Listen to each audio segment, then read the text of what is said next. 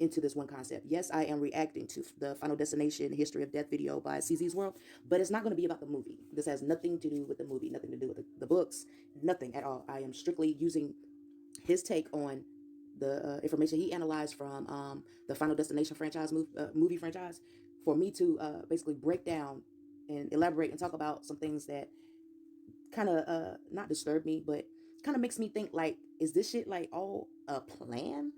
Or, you know what I'm saying? Just flow with me real quick. Okay, still recording. Let me start with the first thing on my list. Y'all know how I do. Like I said, whenever the shit just pops up in my head sometimes and I just want to talk about it and get it out, it's not like a set plan. I'm not researching a goddamn thing, especially when I'm going off of my feelings. This is not a thesis. This is basically just a theory of mine.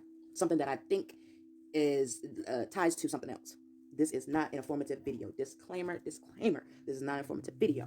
Okay, number one. The number one thing, I'm gonna start with the easiest on my list. People die every day and people are born every day. This is something we know. This is something, it's kind of like not a wives' tale, but it's just a saying. You know what I'm saying? People die every day. A fool is born every day. You know what I'm saying? Every day, this is a constant. This is something that we know is going to happen. You know someone's going to die. You know someone's going to be born. Like, as I'm speaking right now all over the earth, someone is dying. Probably a lot of someone's. And a lot of people are being born. And a lot of people are being, it even like, just like death comes in multiples, life can come in multiples. You know what I'm saying? Like there could be people that pass away in a car, like 5 people in a car. You know what I'm saying? I'm not speaking on no one specifically. This is just, you know what I'm saying? Theoretically speaking, if it's 5 people in a car in Alabama that go into an accident, there could be somebody in China giving birth to, what is it? Quintuplets? Yeah, gotta be quintuplets. You know what I'm saying? Like it's little things like this that make me think, like, what the fuck? Are we connected? Are we supposed to be connected? Is that the general idea? It's something to think about. You know what I'm saying? Then another saying that a lot of people say, death comes in threes. I've never really heard anybody say that birth comes in a certain type of, you know what I'm saying? Except for this next point I'm about to make. But they're saying, you know what I'm saying? Death comes in threes. I know y'all have heard that before. I used to work at this rest home. And, well, I heard the term before the rest home, but it seemed like it solidified. Like, yo, this shit is actually real. Like, damn, they really do. Like, you know what I'm saying? If we have one resident pass away, it seemed like, boom, like clockwork. As soon as it's one, I'm not saying we lost the patient all the time, but when it did happen, it'll be one, then give it about a 2 or 3, maybe about a month or two later, two, before that year is out, 3 are gone, at least. You know what I'm saying? Like little shit like that, just even in the family structure. Let me see, when did that shit happen? Not shit, but I lost, what year did that shit double up? Well, matter of fact, I'll go with the most devastating to me. I lost my father in May. I lost my brother, my older brother, in June. It's either May, June or July. Very close to, I think it was July, because I think my brother's birthday is July 1st. No, July 3rd. And he passed away either a couple days before his birthday or a couple days after his birthday. And also my nephew, that was 5 years old, who ironically has the exact same birthday as my son. No, his birthday do they got the same birthday? Same birthday, different year. Got the same birthday, different year. But see, that's 3. That's 3 in the same year. Exact same year. My father, my brother, and my dad. Well, my brother and my nephew were the exact same day, and my father was like a month or two before theirs. It's shit like that. Like if you're immersed into things, and that's why I think I never really had an urge to play video games and shit like that, because, and no, this ain't no diss to nobody. I've noticed also that a lot of people be thinking I'm talking about them, and I don't. Like, don't generalize my information. Like, I am not scared to say no one's name. Number one, never been a pussy. If I felt a type of way, bitch, I'm saying your name. So it's whatever. You know what I'm saying? Throw that in there for who the fuck ever. But no, I'm not talking about you. If anything, 9 times out of 10, I'm talking about specifically made up people in scenarios so I can get people to understand what the fuck is going on. But anyway, you know what I'm saying? Like, I try not to crowd my life with so much that I can't think, because I've always been a very not precocious, but what is the word? Not informative. For lack of a better word, I was inquisitive. I was a very inquisitive child. You know what I'm saying? I like to ask questions, especially, and it's not like, why is the sky blue? Like, you know, not bullshit. Like, why does this happen this way? I want to know why things happen the way that they do. I want to know the inner workings of some shit. The inside of the clock. How does the clock work? You know, say shit like that. I've always been that way. Reading and, reading articles as a kid. I used to love reading magazines. So I, get some inside information about something that I never knew. It's cool to have surface level information. You know what I'm saying? Pretty much everything, common sense shit. But I like to know the inside workings of any and everything. Now to get back to my list, death, okay, death. Did I bring it up? Death and new life being connected. I think I spoke about that. Okay, that's where I was going to segue into. Due dates. Now, being a parent, when I had my son, or when I was about to have my son, I don't even know how long they've had the technology to figure out how long or when your child's due date is. I don't know how long they've had that calculator. I'm not going to look it up right now. I may throw it in there a little later, but as of right now, just go keep it going. Due dates. Now, quote unquote healthy pregnancy is supposed to be exactly 9 months. Um, the child is supposed to develop, you know what I'm saying, normally. You know what I'm saying? Everything is supposed to go in order. And in 9 months, 9 times out of 10, usually, yo, that should be on the dot for a lot of people. If not, maybe 2 or 3 days. And then that's another thing too. Like if they give you an exact due date and you cut and the baby comes before the due date or after the due date, what the fuck is that about? And I'm getting to the reason why I said that.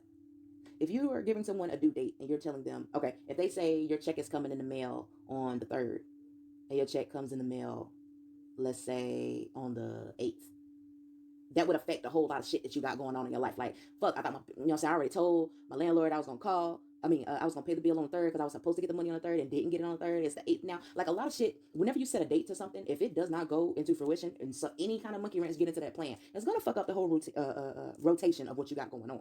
And that could be in anything. I'm just using this example, the paycheck example, because it's, you know, saying universal, everybody get paid. So, you know what I'm saying? Like, it's things like that. Like, if you have a due date and if they give you this due date, they say that's when you're gonna have this child.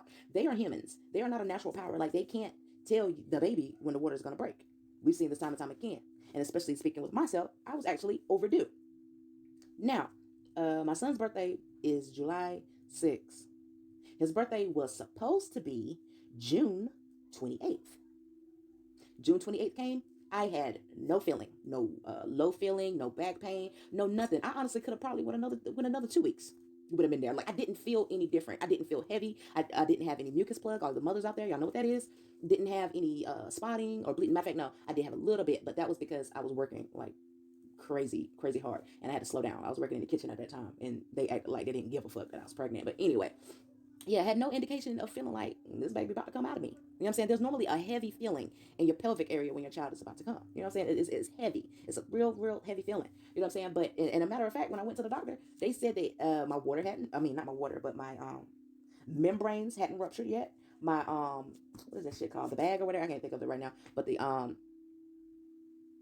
my bag or whatever that my son was in, it wasn't even ruptured. It wasn't thinning. That's the word they were using. It wasn't thinning for me to have him. None of that. So they said they sent me home. I think my appointment was like a couple days before the 28th, before June 28th, and they sent me home and they said, well, did they tell me to come back? I think they did say that they were going to induce me, but I had to come back before because they had to strip my membranes, and then they said come back. So after they stripped my membranes, I did feel a heaviness, but it was because of the fucking membranes. Like I don't know if y'all ever had that fucking situation happen to y'all, but that fucking shit hurts. That shit hurts. Like, oh my god, it's so terrible. It's a horrible feeling. And I need to look into what exactly that entails. Because I had friends that had babies and all that shit. They ain't say they ain't have to go through that damn shit. But anyway, I digress. Went home or whatever, and a couple days went by, and they said, and I want to say I called them or they called me. Miss Blue, you're okay? Da, da, da. Okay, well, we're gonna set up your inducing. You're gonna be induced on July 7th. I mean July 6th at what was it, at 12 o'clock in the afternoon. But to be at the doctor's at 6 o'clock in the morning. No, did I go that night? No, I did that with Tanisha. But I got there at 6 in the morning. They told me not to eat anything and all that shit. I think I got my babies mixed up. Because with Tanisha, I knew I was going to be induced, but with Jahari, I didn't know to the last minute.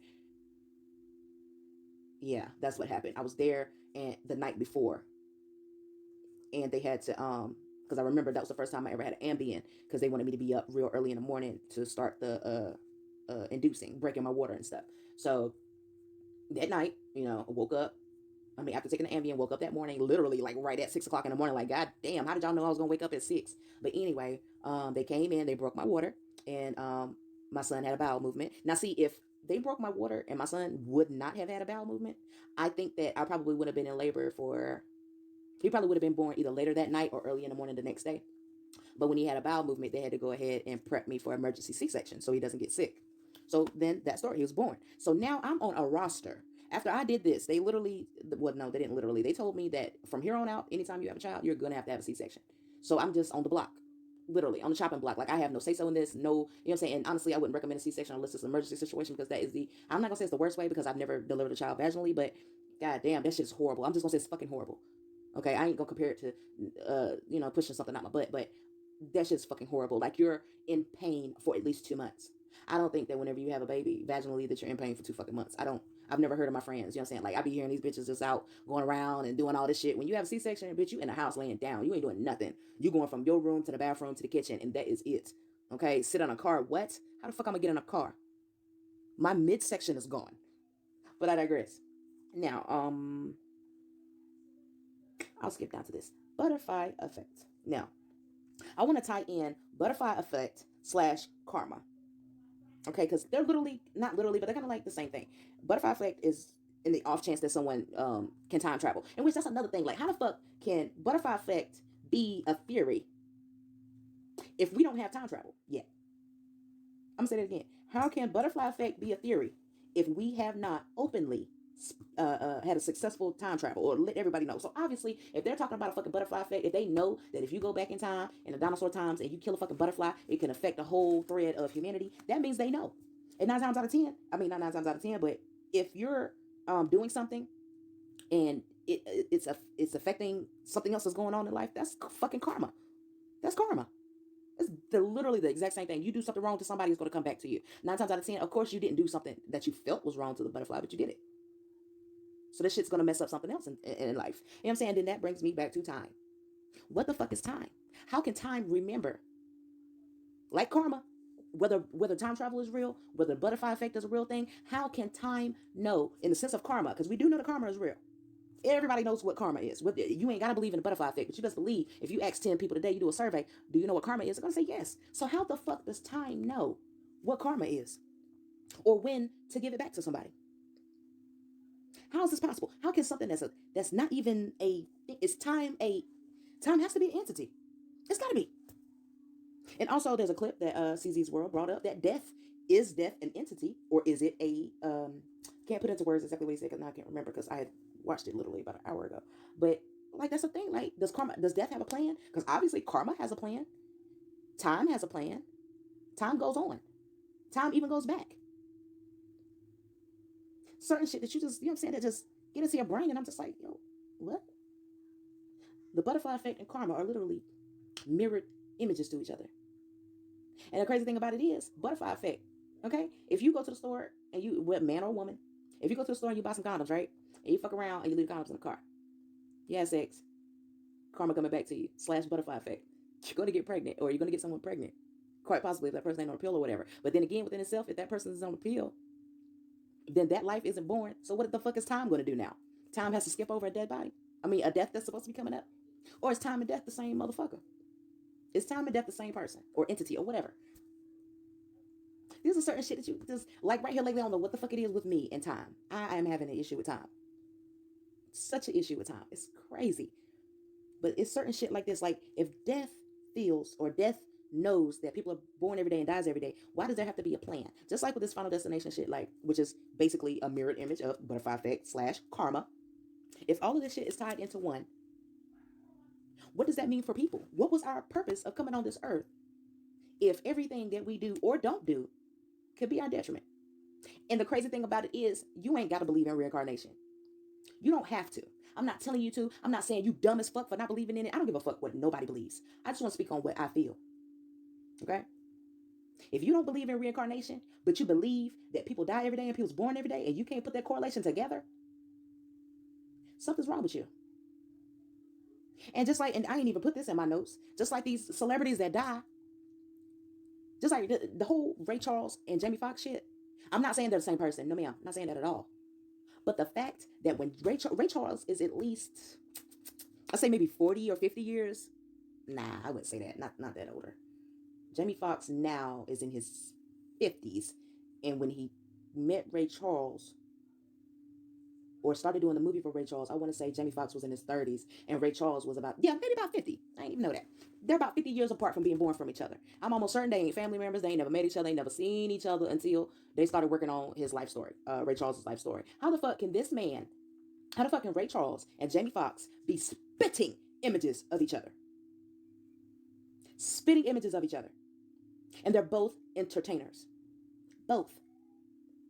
Am I saying because obviously when Ray Charles was born, Jamie Foxx wasn't born. And obviously when Ray Charles died, Jamie Foxx wasn't born. Obviously. Yes, I get that. But yet and still, what is the exact reason for this? How is that timeline? How is that karma? How is that butterfly effect created? How can Jamie Foxx be born being a musician, singer, or whatever, just like Ray Charles, and gets the opportunity to play this man in a motion picture, whatever the fuck it's called? You know what I'm saying? Y'all ain't never think about this shit. Now, Conscious X and Sade Divine, they make the videos about these people not being the celebrities, of course. And my video isn't necessarily just about celebrities. It's about people in general. If you touch down on this planet at any shape or form at any time, and we know about you, that's what this video is about. But they talk about them being entities without actually, you know what I'm saying, fully going into what exactly is an entity. Is it a soul? And then whenever we speak about that, well, what the fuck is a soul? Crazy how I say soul, and Jamie Foxx was in a Disney movie called Soul. But anyway, that's crazy too. Like, literally, not butterfly effect, but bruh, come on. But anyway, let me see. What else? I was gonna talk about fuck it. I already started talking about it. The terror attack, quote unquote, that happened in New York with the guy, James, I can't remember his last name. He was basically saying that they needed to clean up New York or whatever, and he felt like that's what his job was because they weren't going to do it. He was tired of seeing homeless people, and he felt like he needed to get rid of these people so that he could shed some light on the situation. I guess that's what he felt, and no, I do not condone none of the shit that he did or said. But what was the fucking reason for that? Great that no one died. That's beautiful that no one died. But I know that that's what he wanted to happen. I know he wanted to kill someone. That was his goal for going.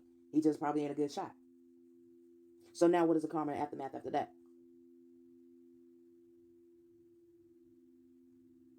Being in the army and being in the war and being in a gang.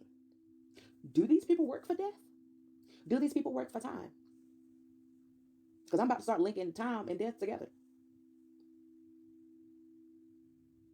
Do gangs and military people or whatever, do they all work for death? Like, what is that about? Do they need to eliminate a certain amount of number of people so that a certain amount of number of people can be born? And then we got to get to the conversation of population control / sterilization. Population control, like, they claim that they need the earth to be a certain size or whatever by a certain, but who told y'all that? Or are y'all just going off of evidence? Like, I look at it like this. I don't think it's the people on the planet that's harming the planet. I think it's the products on the planet that's harming the planet. And I don't know why the fuck ain't nobody realized that shit yet. They put population control on a list on guidestones. Like, they want people to die, but they could care less about cleaning this shit up. They could care less. They don't give a fuck. They don't care.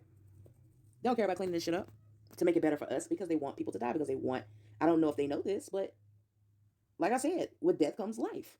There's still going to be more people. And also, to tie my favorite fucking movie back in, show back in, American Gods. American Gods in the book or whatever. I obviously can't be the only motherfucker talking about this. I ain't no author. I ain't wrote a book. These people done had a chance to go to college and craft their art and get degrees and shit to make movies and books and put together all of these analogies and all that shit. I've never done none of that. But I see that all this shit has to be fucking connected. So obviously I'm on the right path here. I'm not saying I'm exactly 100% right, but I gotta be on the right path, because if we're not recycling over and over again, then what the fuck are we doing? Like, have you ever seen someone? Just like, okay, analogy. It's crazy because dude is in this movie, but the guy that plays Candyman, the man that plays Candyman, there's a man on YouTube named Blockbender TV. He looks just like that man.